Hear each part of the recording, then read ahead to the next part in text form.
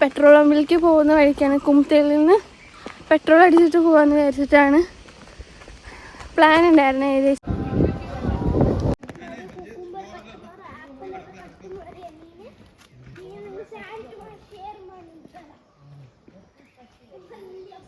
Hello guys, എന്തൊക്കെയുണ്ട് വിശേഷം? സുഖല്ലേ? സോ ഞാനിന്ന് പോകുന്നത് യാന കേസിലോട്ടാണ്. ശിവഭഗവാൻ നമ്മുടെ ഭസ്മാസുരൻ പറഞ്ഞൊരു അസുരന് ഒരു വരം കൊടുത്തിട്ടുണ്ടായിരുന്നു. ആരെ തൊട്ടാലും ഒരു ചാരമാവുന്നൊരു വരം. സോ വിഷ്ണു ഭഗവാൻ എന്ത് ചെയ്തു എന്ന് വെച്ച് കഴിഞ്ഞാൽ മോഹിനിയായി എത്തി സ്വന്തം തലയിൽ തന്നെ ഭസ്മാസുരനെ കൊണ്ട് തൊടിയിപ്പിച്ചിട്ട് ഭസ്മാസുരൻ ചാരമായി പോയി. ആ ഒരു സ്ഥലത്തേക്കാണ് നമ്മൾ പോയിക്കൊണ്ടിരിക്കുന്നത്. നമ്മളിവിടെ എത്താനായി. സോ നമ്മൾ ട്രെക്കിംഗ് ഏകദേശം 1 hour. സോ നമുക്ക് തുടങ്ങാം.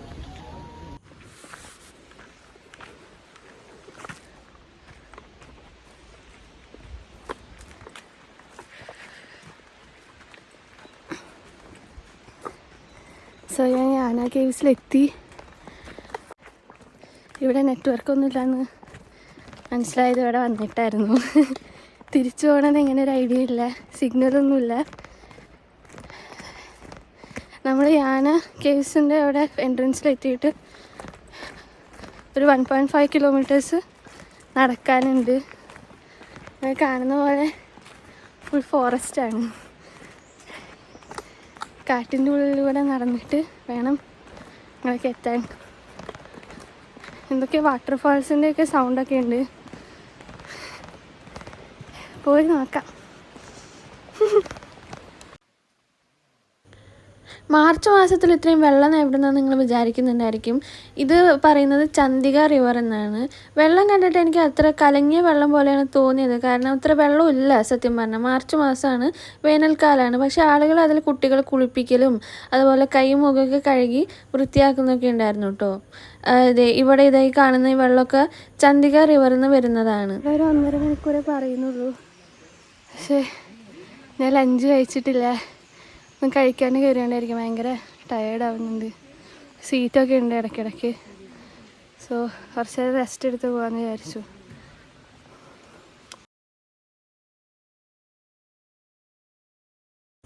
ഈ സ്ഥലത്തെ പറ്റിയിട്ട് ഒരുപാട് ലെജൻഡറി സ്റ്റോറീസ് ഉണ്ടെങ്കിൽ പോലും ഇത് പ്രകൃതിയുടെ ഒരു വികൃതി എന്ന് തന്നെ പറയാം. ഒരുപാട് ഫോർമേഷൻസും കൊണ്ട്, ഒരു മില്യൺസ് ഓഫ് ഇയേഴ്സ് കൊണ്ട് എടുത്ത് രൂപപ്പെട്ട ഒരു സ്ഥലമാണ് ഈ യാന കേവ്സ് എന്ന് പറയുന്നത്. നല്ല ഒരു എന്താ പറയുക, പ്രകൃതി രമണീയമായൊരു സ്ഥലമാണ് കേട്ടോ. ഒരു കന്നഡയിലൊരു മൂവി ഉണ്ടായിരുന്നു ചന്ദിക റിവറിൻ്റെ ഒരു ബാക്ക്ഗ്രൗണ്ട് വെച്ചിട്ടുള്ളത്. അതിന് ശേഷമാണ് ഇത് ഇത്രയും പോപ്പുലറായത്. ഞാൻ വേർക്കുന്നത് നടന്നിട്ടാണ്. ഇവിടെ ചൂടുള്ള കാരണമല്ല കേട്ടോ.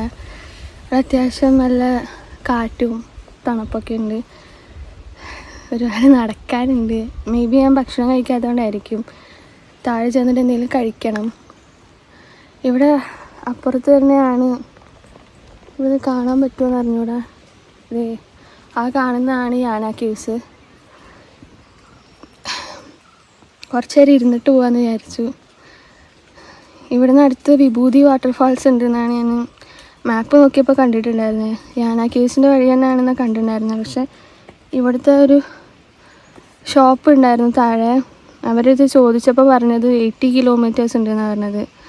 അതും സിഗ്നലും കൂടി ഇല്ല. അത് കാരണം മാപ്പ് വെച്ച് പോകാൻ നടക്കും തോന്നണില്ല. അത് കാരണം ഞാൻ ആലോചിക്കുന്നത് തിരിച്ച് പോയിട്ട് ഇനി നാളെ പോയാലോ എന്ന് ആലോചിക്കുന്നു. വിഭൂതി വാട്ടർഫാൾസ് എനിക്ക് സ്കൂട്ടി എൻ്റെ കയ്യിൽ നാളെയും കൂടി ഉണ്ട്. തിരിച്ച് പോയിട്ട് തിരിച്ച് പോകുമ്പോൾ സിഗ്നൽ കിട്ടുന്നതിനനുസരിച്ച് ഷോർട്ട് കട്ട് ഉണ്ടോ എന്ന് നോക്കണം. എന്നാൽ അധികം തിരക്കില്ല. ഈ സമയം ആയതുകൊണ്ടാണ് തോന്നുന്നുണ്ട്. നല്ല ഉച്ച സമയമാണ്, 1 മണി ടൈമാണ്. അപ്പോൾ പോകുന്ന വഴിക്ക് സിഗ്നൽ കിട്ടുന്നതിനനുസരിച്ച് ബാക്കി പ്ലാൻ ആക്കാനാണ്. അങ്ങനെയാണ് കാര്യങ്ങൾ. ആ കാണുന്ന 2 തലയെടുപ്പോട് കൂടി നിൽക്കുന്ന 2 മലയുടെ പീക്ക് കണ്ടോ? അതിനെ നമ്മൾ ഭൈരവേശ്വര ശിക്കാര എന്നും ജഗൻമോഹിനി ശിക്കാര എന്ന് പറഞ്ഞ പേരിലാണ് അറിയപ്പെടുന്നത്. 61 ഫോർമേഷൻസിൽ രൂപം കൊണ്ട ഈ യാന കേവ്സിൽ ഈ 2 പീക്കാണ് ഭയങ്കര പോപ്പുലറായിട്ട് നിൽക്കുന്നത് കേട്ടോ. ഇത് അതിൻ്റെ താഴെ ഭാഗമാണ്. അതൊക്കെ അങ്ങോട്ടുള്ള പ്രവേശനം നമുക്കില്ല. അവിടെയൊക്കെ അടച്ചിട്ടിരിക്കുകയാണ്. നമ്മൾ ഏകദേശം ഗുണ കേവിൻ്റെ ഒരു ഫീലൊക്കെ കിട്ടും. ഇവിടെ ശിവരാത്രിയിൽ ഒരുപാട് ഫെസ്റ്റിവൽസ് നടക്കാറുണ്ട്. ഇവിടെ ഒരുപാട് ഇതുപോലെയുള്ള നല്ല ഭംഗിയുള്ള പൂമ്പാറ്റകളെയൊക്കെ കാണാം കേട്ടോ. അങ്ങോട്ട് കയറി പോകുന്നതോറും നമ്മൾ വെള്ളവും ഭക്ഷണമൊന്നും ഇല്ലയെന്ന് വിചാരിക്കുമെങ്കിലും ഈ ഒരു സ്ഥലത്ത് എത്തിക്കഴിഞ്ഞാൽ അവിടെ വെള്ളവും ഭക്ഷണവും അമ്പലവും പോലെയുള്ള സ്ഥലമൊക്കെ കിടപ്പുണ്ടായിരുന്നു കേട്ടോ. നമുക്കവിടെ ടിക്കറ്റ് എടുക്കണം. അതുപോലെ ഇതുപോലെയുള്ള കടകളൊക്കെ ഉണ്ട്. നമുക്ക് ഭക്ഷണം കഴിക്കാനുള്ള കടകളും വെള്ളം കുടിക്കാനുള്ള കടകളൊക്കെ ഉണ്ട്. അവിടെ ഒരുപാട് ക്രൗഡഡ് ആയതുകൊണ്ട് എനിക്ക് പറ്റാവുന്ന സ്ഥലങ്ങളിൽ ആ ഒരു യാന കേവ്സിൻ്റെ ആ ഒരു 2 പീക്ക് നമ്മൾ നേരത്തെ കണ്ടില്ലേ, അതിൻ്റെ ഒരു വിഷ്വൽ ബാക്ക്ഗ്രൗണ്ടിൽ കിട്ടുന്ന രീതിയിൽ എനിക്ക് പറ്റുന്ന രീതിയിൽ ബാക്ക്ഗ്രൗണ്ടിൽ ആൾക്കാരില്ലാത്ത സമയത്തുള്ള പിക്ക് നോക്കിയിട്ട് പിക്ചേഴ്സ് എടുത്തായിരുന്നു കേട്ടോ. ഇതാണ് നമ്മളിപ്പോൾ കേവിൻ്റെ അകത്ത് ആണ് നിൽക്കുന്നത്. ഇവിടെ ഇപ്പോഴും കൺസ്ട്രക്ഷൻ പരിപാടികൾ നടന്നുകൊണ്ടിരിക്കുകയാണ്. ആൾക്കാർക്ക് എളുപ്പത്തിൽ നടന്ന് കയറാൻ വേണ്ടിയിട്ടുള്ള രീതിയിൽ കൺസ്ട്രക്ഷൻ പരിപാടികൾ നടന്നുകൊണ്ടിരിക്കുകയാണ്. ഇതുപോലെ ഇടുങ്ങിയ വഴി കൂടെയൊക്കെ വേണം നമ്മൾ പോകാൻ വേണ്ടിയിട്ട്. സോ കുറച്ച് അഡ്വഞ്ചറാണ് ചോദിച്ചു കഴിഞ്ഞാൽ നല്ല രസമുണ്ട്. വെളിച്ചമില്ല ഉള്ളിൽ കേട്ടോ, വെളിച്ചം തീരെയില്ല. ശ്വാസമൊക്കെ എടുക്കാനുള്ളതുണ്ട്, വെളിച്ചം കുറവായിരുന്നു.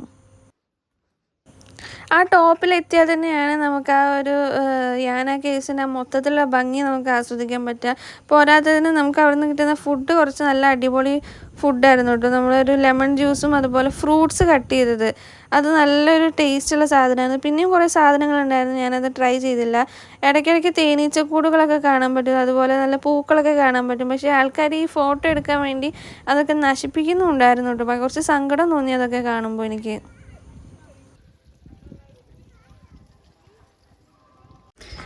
ഇത് തിരിച്ച് നടക്കുന്ന വഴിയാണ്. എൻ്റെ മുഖത്ത് എന്തൊക്കെയുണ്ടല്ലോ, മണ്ണ തോന്നുന്നുണ്ട്. അടിപൊളിയായിരുന്നു യാന കേവ്സ് കാണാൻ. നമ്മുടെ മഞ്ഞുമൽ ബോയ്സിലെ മഞ്ഞുമൽ അതുപോലെ ഒക്കെ പറയാം. ഞാനവിടെ പോയിട്ടില്ല. എൻ്റെ ഫസ്റ്റ് എക്സ്പീരിയൻസാണ്, കേവ് ഫസ്റ്റ് എക്സ്പീരിയൻസാണ്. ഇപ്പം നടന്ന ദൂരം തന്നെ തിരിച്ച് നടക്കണം. ഒരുപാട് ആൾക്കാർ വരുന്നുണ്ട്.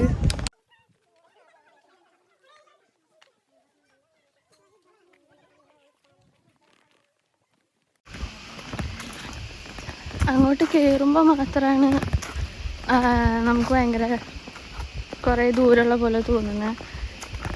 ഇറങ്ങുമ്പോൾ ഭയങ്കര അത്ര സീനൊന്നുമില്ല. നിങ്ങൾ ഗോകർണയിലൊക്കെ വിസിറ്റ് ചെയ്യാൻ വരുന്നവരാണെങ്കിൽ കുംതേന്ന് ഏകദേശം 37 കിലോമീറ്റേഴ്സാണ് ഉള്ളത്, നിയർലി 40 കിലോമീറ്റേഴ്സ്. ഏകദേശം 20 റുപ്പീസ് മാത്രമേ ടിക്കറ്റ് ഉള്ളൂ. So this is A must visit place.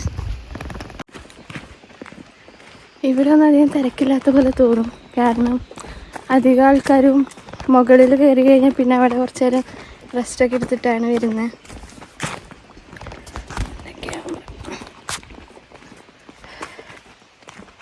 മുകളിൽ കുറച്ച് നേരം അവർ റെസ്റ്റൊക്കെ എടുത്തിട്ടാണ് വരുന്നത്. അവിടെ കയറി കഴിഞ്ഞ് കഴിഞ്ഞാൽ നമുക്ക് നീമ്പു സർബത്ത് ഒരെണ്ണം 30 രൂപയ്ക്ക് അവൈലബിളാണ്. പിന്നെ 20 റുപ്പീസിന് നമ്മുടെ കുക്കുംബർ ആൻഡ് വാട്ടർമെലൺ പീസാക്കിയിട്ട് കട്ട് ചെയ്തിട്ട് നമുക്ക് തരും. പിന്നെ എന്തോ സ്നാക്സ് ഐറ്റം ഉണ്ട്. അതെന്താണെന്ന് എനിക്ക് മനസ്സിലായില്ല കണ്ടിട്ട്. സോ ഞാനത് ട്രൈ ആക്കിയില്ല. എന്തോ റെഡ് കളറൊക്കെ ഉണ്ടായിരുന്നു. ഐ തിങ്ക് നമ്മുടെ ചില്ലി പൗഡറൊക്കെ യൂസ് ചെയ്യുന്നുണ്ട്. അത് ഭയങ്കര ടേസ്റ്റിയാന്ന് തോന്നുന്നുണ്ട്. ഞാൻ ഒരുപാട് ആൾക്കാരത് മേടിക്കുന്നുണ്ടായിരുന്നു കേട്ടോ. പിന്നെ അവിടെ തന്നെ നമുക്ക് കൈ കഴുകാനും ടോയ്ലറ്റ് സൗകര്യങ്ങളൊക്കെ ഉണ്ട്. സോ മുകളിൽ പോയി കഴിഞ്ഞാൽ അതിന് വിഷമിക്കൊന്നും വേണ്ട. ഇവിടെ പ്ലാസ്റ്റിക് ബോട്ടിൽസ് അലൗഡ് അല്ല എന്നാണ് കയറുന്ന സമയത്ത് പറയുന്നുണ്ടായിരുന്നത്. കയ്യിൽ വയ്ക്കാൻ സമ്മതിക്കുന്നുണ്ടായിരുന്നില്ല. പക്ഷേ ഞാൻ ഈ ബാഗ് എടുത്തുകൊണ്ട് എൻ്റെ അടുത്ത് അങ്ങനെ ചോദിച്ചില്ല പ്ലാസ്റ്റിക് ബോട്ടിൽ കയ്യിലുണ്ടോയെന്ന്. അവർ പറഞ്ഞത് കൊണ്ടുപോയ ബോട്ടിൽസ് അതുപോലെ തന്നെ തിരിച്ചു കൊണ്ടുവരണം എന്നാണ്. അവിടെ ഇവിടെയൊന്നും ഇടാൻ പാടില്ല. പക്ഷെ അവിടെ ഇവിടെയൊക്കെ യൂസ് മീ ഡസ്റ്റ്ബിൻ ഉള്ളതുകൊണ്ട് അവിടെ നിക്ഷേപിച്ചാലും മതി. ഞാൻ ശ്രദ്ധിച്ചതെന്താണെന്ന് വെച്ച് കഴിഞ്ഞാൽ ഞാനിങ്ങനെ ഒറ്റയ്ക്ക് നടക്കുന്നതുകൊണ്ടും ആൾക്കാരങ്ങനെ ശ്രദ്ധിക്കുന്നൊന്നുമില്ല. സാധാരണ ഞാൻ കേരളത്തിലൊക്കെ പൊതുവെ കേരളത്തിലാണ് അധികം ട്രാവൽ ചെയ്തിട്ടുള്ളത്. ആദ്യമായിട്ടാണ് കർണാടകയിൽ സോളോ ട്രാവൽ അടിക്കുന്നത്. സോ ഇവിടെയുള്ള ആൾക്കാരെന്നെ അധികം ശ്രദ്ധിക്കുന്നില്ല. അത് കാരണം എനിക്ക് ഭയങ്കര കംഫർട്ടബിളായിട്ട് ഫീൽ ചെയ്യുന്നുണ്ട്. എന്തുകൊണ്ടാണെന്ന് അറിയില്ല. പിന്നെ നമ്മൾ ചോദിച്ചു കഴിഞ്ഞാൽ ഹെൽപ്പ് തരാൻ യാതൊരു മടിയില്ല കേട്ടോ അടുത്ത ആൾക്കാർക്ക്. എന്ത് ചോദിച്ചാലും ഏത് ഭാഷയിൽ ചോദിച്ചാലും അവർ നമ്മളെ അറ്റ് ദ മോസ്റ്റ് ഹെൽപ്പ് ചെയ്യാൻ സഹായിക്കുന്നുണ്ട്. കുറച്ചെങ്കിലും ഹിന്ദി അറിയുന്നുണ്ടെങ്കിൽ ഇവിടെ വന്ന് എന്തായാലും രക്ഷപ്പെടും. പെട്രോൾ പമ്പിലേക്ക് പോകുന്ന വഴിക്കാണ്. കുംതയിൽ നിന്ന് പെട്രോൾ അടിച്ചിട്ട് പോകാമെന്ന് വിചാരിച്ചിട്ടാണ് പ്ലാൻ ഉണ്ടായിരുന്നത്. ഏകദേശം 12 മണി ആ ടൈമിലാണ് ഞാൻ ഇറങ്ങിയത്. സോ അവിടെ അടുത്ത് ഒരു പെട്രോൾ പമ്പ് ഉണ്ടായിരുന്നു. ആ പെട്രോൾ പമ്പിൽ നിന്ന് പെട്രോൾ അടിച്ചിട്ട് വണ്ടി തിരിക്കുന്ന സമയത്താണ് ഞാൻ കണ്ടത് യാന കേവ്സും വിഭൂതി വാട്ടർഫാൾസിൻ്റെ ബോർഡുകൾ കണ്ടിട്ടുണ്ടായിരുന്നു. അപ്പോൾ ഞാൻ പെട്രോൾ പമ്പിലെ ആൾക്കാരത് ചോദിച്ചു ഇവിടെ എത്ര ദൂരം ഉണ്ട് ചോദിച്ചപ്പോൾ അവർ പറഞ്ഞു ജസ്റ്റ് 30 കിലോമീറ്റേഴ്സാണ് ഉള്ളത്, 30-40 കിലോമീറ്റേഴ്സാണ് ഉള്ളതെന്ന് പറഞ്ഞു. പക്ഷെ സിഗ്നലില്ലാത്ത കാര്യം എനിക്കറിയില്ലായിരുന്നു.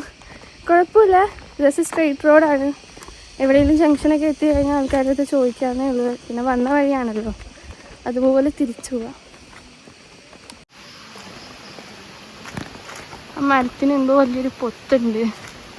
ഇതിലെന്തോ താമസിക്കുന്നുണ്ടോ എന്ന് ഡൗട്ടുണ്ട് എനിക്ക്. എന്ത് മരമാണെന്ന് അറിഞ്ഞൂടാ. ചില സ്ഥലങ്ങളിൽ ഈ മരങ്ങൾക്കൊക്കെ പേര് എഴുതി വയ്ക്കുന്നുണ്ട്, ഏത് മരമാണെന്നൊക്കെ.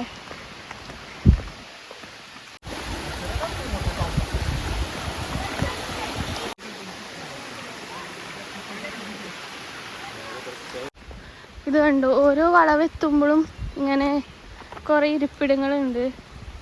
സോ അങ്ങനെ നടന്ന് ശീലമില്ലാത്തവർക്ക് ഏറ്റവും നല്ല കാര്യമാണത്.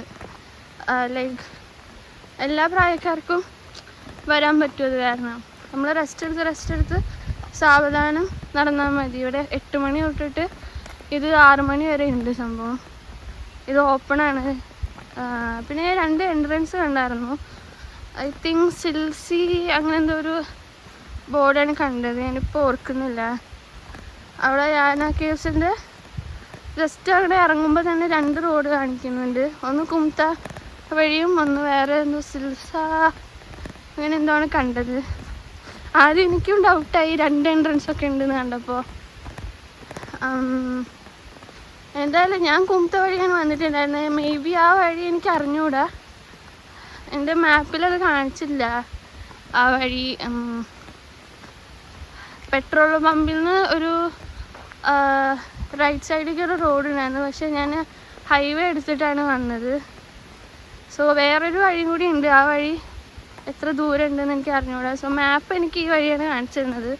അപ്പോൾ എനിക്ക് തോന്നുന്നത് ഇതായിരിക്കും ഷോർട്ടസ്റ്റ് റൂട്ട്. മറ്റേത് കുറച്ചും കൂടി റോഡ് ചിലപ്പോൾ മോശമൊക്കെ ആയിരിക്കും. ഞാനിപ്പോൾ വന്ന റോഡ് ഹൈവേ റോഡാണ്. കുംതയിൽ നിന്ന് ഏകദേശം 37 കിലോമീറ്റേഴ്സ്, 40 കിലോമീറ്റേഴ്സ്, ഏകദേശം ഒരു 1 മണിക്കൂർ. ഞാൻ അവിടുന്ന് 12 മണിക്ക് സ്റ്റാർട്ട് ചെയ്തിട്ട് ഒരു 1:10 ആയപ്പോൾ ഇവിടെ ലാൻഡ് ചെയ്തു. ഇവിടെ ഇടയ്ക്ക് ഈ ശബ്ദമൊക്കെ കേൾക്കാം. അതെന്ത് ജീവിയാണെന്ന് എനിക്ക് മനസ്സിലായില്ല കേട്ടോ. സാധാരണ ചീവിയുടെ കിളി ഇങ്ങനത്തെ ശബ്ദം ഉണ്ടാക്കുന്ന. ഇവിടെ പിന്നെ വേറൊരു കാര്യം ശ്രദ്ധിച്ചതെന്താണെന്ന് വെച്ചാൽ, ഞാൻ കേരളത്തിലൊക്കെ ട്രെക്കിങ്ങിന് പോകുമ്പോൾ നമ്മുടെ ബാണാസുര പോയപ്പോൾ, പൈതൽമല പോയപ്പോൾ ഒക്കെ ഒരുപാട് ഫ്ലവേഴ്സ് ഉണ്ടായിരുന്നു. പക്ഷേ ഇവിടെ അങ്ങനെ കളർഫുള്ളായിട്ട് ഫ്ലവേഴ്സൊന്നുമില്ല. മേ ബി കേവ് ആയതുകൊണ്ടായിരിക്കും. ഫുൾ പാറകളല്ലേ, പാറയിൽ ചെടികൾ വളരില്ല എന്നല്ലേ വിചാരിക്കുന്നത്. ചെടികൾ വളരില്ല എന്നല്ലേ പറയാറ്. സോ എനിക്ക് തോന്നുന്നത് അതുകൊണ്ടായിരിക്കും. പക്ഷെ ഇങ്ങനത്തെ ഈ ഫ്ലവേഴ്സ് ആണ് ഞാനിപ്പോൾ ഇവിടെ കണ്ടതിൽ വെച്ചിട്ട് എനിക്കിഷ്ടമായ ഫ്ലവർ ഇതാണ്. പേരൊന്നും അറിഞ്ഞൂടെ, അറിയാവുന്നവർ കമൻ്റ് ഇടുക. ബാക്കിയെല്ലാം ഇതുപോലെ പച്ചപ്പ് നിറഞ്ഞ മരങ്ങളും ചെടികളും ഒക്കെയാണ്. ഇവിടെ വേറെ എന്തോ ഒരു ഫ്ലവറും കൂടി ഉണ്ട്. ഇത് നമ്മുടെ തെച്ചിപ്പൂവ് പോലെ ഉണ്ട്. തെച്ചിപ്പൂവ് ആണോന്ന് അറിഞ്ഞൂടെ, ആയിരിക്കണം. ഇത് പോകുന്ന വഴിക്ക് അങ്ങനെ ഒരു ഷോർട്ട് കട്ട് പോലെ എന്തൊരു വഴിയാണ്. ഇത് ഷോർട്ട് കട്ടല്ല, സോറി, ആൾക്കാർ ഇതുവരെ നടന്നു പോകുന്നുണ്ട്. കുറച്ച് ദൂരം നടന്നു പോയിട്ട് ഇവിടെ എന്താണെന്ന് നോക്കാം. എനിക്ക് തോന്നുന്നത് ചുമ്മാ വെറുതെ ഇപ്പോൾ വഴിയാണെന്ന് തോന്നുന്നുണ്ട്. കണ്ടിട്ട് ഇത് അടപടലും കാടാണ്. ഇതെനിക്ക് കണ്ടിട്ട് വട്ടവട പോയ ഫീലാണ് എനിക്ക് വരുന്നത്. നമ്മുടെ പോണ്ടി ക്ലാവര ഒരു റൂട്ടുണ്ട് ഫോറസ്റ്റിൻ്റെ ഉള്ളിലേക്ക്. എൻ്റെ പൊന്നോ, ഇതെന്താ? എന്തോ ഒരു വലിയ പാറയുണ്ട്.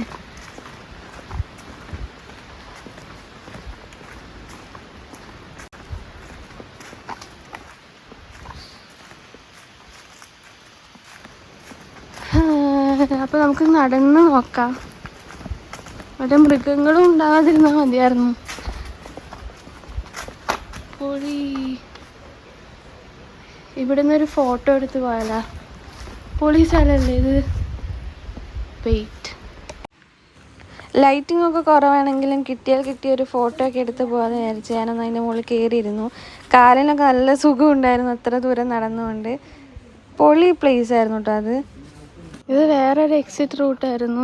2 വഴി കൂടെ എക്സിറ്റ് ചെയ്യാൻ പറ്റും. This was a shortest root.